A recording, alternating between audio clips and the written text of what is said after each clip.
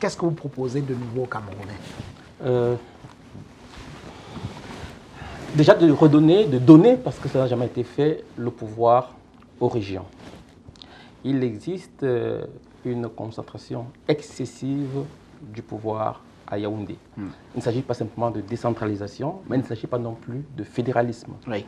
Parce que justement, j'allais vous poser la question sur la forme de l'État que vous préconiseriez une fois au pouvoir. Ce serait décentralisation, fédéralisme, ou alors quelque chose d'hybride? Je voudrais, oui, c'est-à-dire que les politistes auront charge après de labelliser ça comme il faudra. C'est le contenu qui est important. Oui, mais à ce niveau, effectivement, parce que le mot de fédéralisme, il n'est pas adapté quand la naissance et l'existence des États fédéraux tels qu'on les connaît obéissent à des logiques historiques qui sont différentes de ce que nous avons au Cameroun.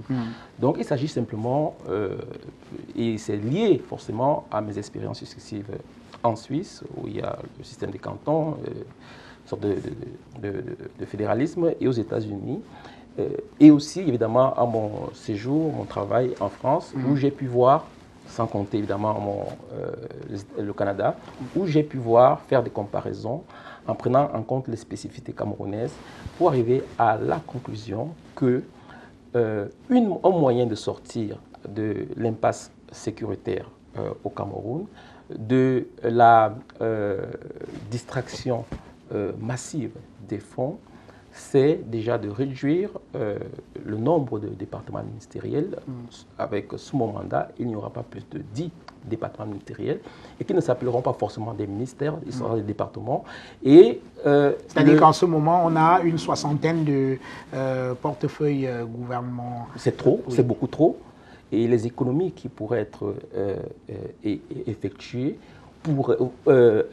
participeront à l'une des, je ne sais pas si nous aurons le temps d'aborder le volet du financement, participeront au financement du volet justice sociale de mon programme. C'est-à-dire que nous n'avons pas besoin de 10 ministères au Cameroun. En revanche, les régions étant libres de s'organiser comme elles le voudraient, suivant leur intérêt, peuvent avoir 10 ou 15 ministères. Elles seront libres.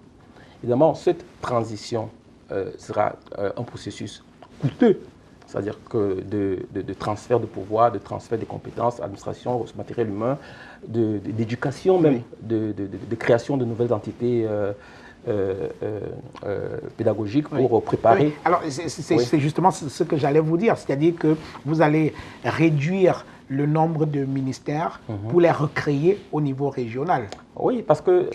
C'est-à-dire que ce que vous vouliez faire, c'est-à-dire des économies, vous risquez de multiplier encore les dépenses à travers... Non, absolument pas, ce sera le contraire. En recréant les mêmes structures peut-être encore plus bureaucratiques au niveau régional. Non, ce qui se passe, c'est que l'État se concentre sur des fonctions régaliennes.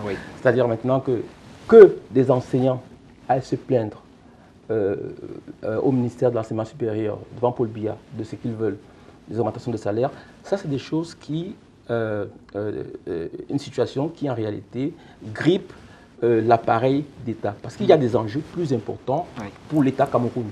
Ça peut être géré, l'enseignement, l'éducation, l'eau, par les régions, y compris du point de vue du financement en fait. C'est-à-dire que si on permet aux régions d'accéder eux-mêmes aux marchés financiers internationaux, si on permet la compétitivité entre les différentes régions, il y aura un cercle vertueux qui va se créer et qui va faire que l'État sera plus que jamais, par exemple, en nous fondant par exemple sur l'exemple américain, où les États ont tous ces pouvoirs qu'on peut imaginer, ils ont des cours suprêmes, mais le président le plus puissant au monde, c'est le président américain. C'est-à-dire que malgré toutes ces délégations, cette commandation de pouvoir, tous ces pouvoirs résiduels qui sont remis aux États, on voit bien que le pouvoir, l'État américain est le maître ultime.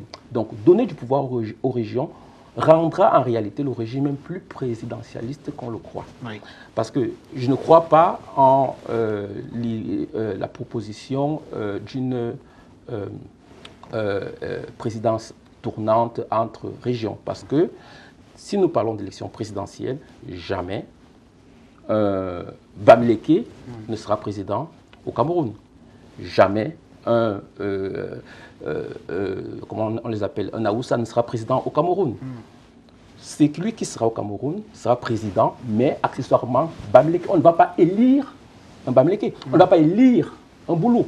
On va élire quelqu'un qui propose quelque chose, qui séduit les électeurs et non pas quelqu'un du fait de son origine. Pourquoi quelqu'un du Nord voudrait élire un Boulou? Pourquoi? Ça n'aurait pas de sens. Donc ce ne sera jamais en raison de son origine. De son origine. Oh, il nous faut un anglophone. Non. Si on veut dire que le mindset anglo-saxon est important, on va dire c'est ça qui est important. Mais si on veut dire que la communauté d'origine, ce serait un régime, ce serait un chaos en réalité. De toutes les façons, une communauté ne sera jamais suffisante pour porter à elle seule un candidat. Oui, c'est la triste réalité au Cameroun. Alors,